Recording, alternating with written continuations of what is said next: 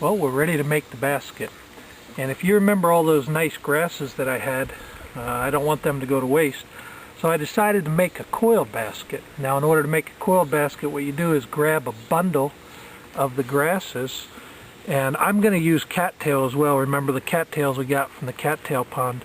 What I'm going to do is I'm just going to stick my cattail through a little bit of these grasses. I've got 4 or 5 grasses, and I'm going to start wrapping these with the cattail. And what I'm basically going to do is make 550 cattail cord. I'm just going to wrap that around there, and I'm going to go around and around and around until I get a nice sheath filled with the grasses.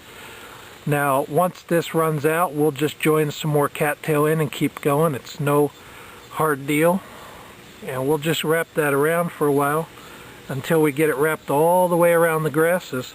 And this is going to give us our cordage, as it were, that we can go ahead and begin to stitch with our yucca cordage. I keep that nice tight wrap there. Don't want it to get out of hand. Now this will pretty much hold itself in place once that we get the cordage wrapped on it. So it's just holding it in place for now. And what we're going to do is when we get near the end, we're going to just stick this cattail right through there. Now I've had the cattail and the grasses soaking for a little bit, and that'll help them to stay supple as I'm using them. But once we get that all done in there, we'll go back and throw this right through the center of these grasses for a minute. And you can see that I've basically got a little piece of cordage. It's got an outside wrap with the inside of grass. The next thing I'm going to do is simply fold this over a couple of times to begin making my basket. So I'm going to fold this over, and once I get it folded over a couple of times, I'm going to get my awl out, and I'm going to start to sew it. So let's get the awl out, and let's go around this a few times and show you how to sew the basket. Okay, what I've done is just thrown a half hitch on here, and I'm going to fold this over, and what I'm going to do is go through the piece that I just did with my needle. Then I'm going to come around the next piece, and we're just going to simply go around coiling this just like this. I'm going to go through there a couple times just to give us a good firm base. And in a few minutes, what we'll be able to do is start to get into the second layer, and that becomes a lot easier. For right now, we're just going to keep going around here, stretch that grass out, and we're going to come up through the center. And we're going to do this for one whole turn around 5 or 6 times, and that's going to tie the inside of this basket up nice and tight. We'll just come around the piece that we just put in, come right back up through the center, and that's the beginning of your coil. Once you get the beginning done, the rest of it's pretty easy.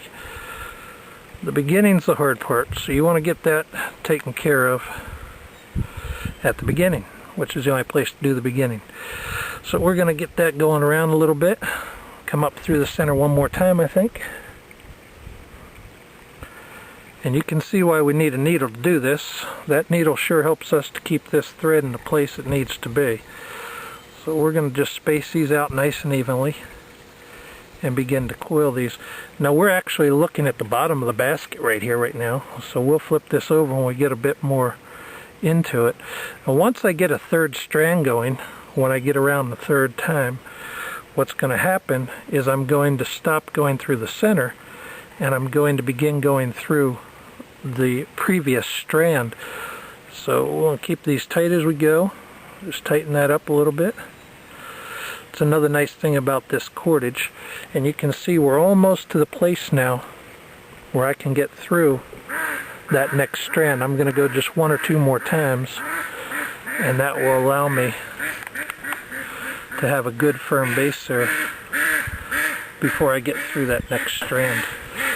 But like I said, once you get through this first couple of wraps, the hard part's done. So we're going to keep that in there nice and tight, and we're going to pull those strands. Now, you want to keep these strands tight as you go. So I'm just going to tighten them up a little bit, and then keep going around. One more time, I think, on that center strand. And we should be in good shape to start our next row. And so this is what we do. We just keep coiling this. Now, instead of going through the center, what I'm going to do is start going through the layer before the layer that I just did. So I'm going to start by going through right next to this loop on this second layer. Pull that up. And again, this will make a lot more sense once we get it to where it's in place and everything's going better. It takes a few minutes to do that. That's not a problem. If this cattail comes unwound a little bit, you just wind it up as you're going, and everything will stay where it should be. So let me go ahead and make a few rounds on this, and once we get a few rounds made on this, we'll get back with you and show you how we're getting that base turned out. I'm basically getting close to running out of material here, so what I'm going to do is just splice a few in there. And we've also run out of our cattail, so I'm going to get another piece of cattail as well. So I put some more grass in, and I just made a loop on here, and I wrapped my cattail, and I'm just going to keep going right around and start again going right around my grasses and continue the process. We'll get those grasses wrapped up a little bit.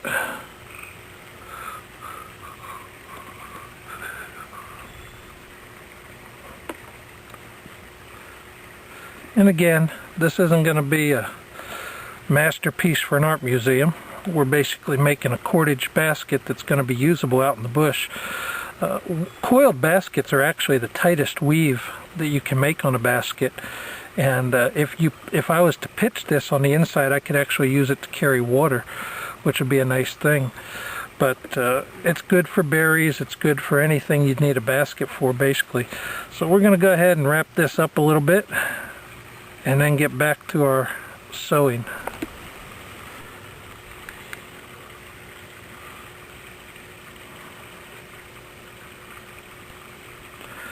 Alright, as you can see, we're well on our way to the base being done here, but we're about to run out of cordage. So what I'm going to have to do is tie this cordage in to my next piece. And I'm just going to use a real simple knot on there. Some people call it a sheet bend.